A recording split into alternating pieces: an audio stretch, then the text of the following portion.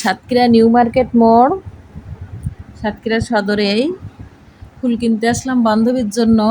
বান্ধবী রোকসানা কিন্তু খুব কৃপণ, আমারে কিন্তু কিছুই গিফট দেয় না। আমি কিন্তু গিফট দিয়েই যাচ্ছি। দেখেন ভালোবেসে কতগুলা ফুল নিলাম, সব ধরনের ফুল নিছি রোকসানার জন্য।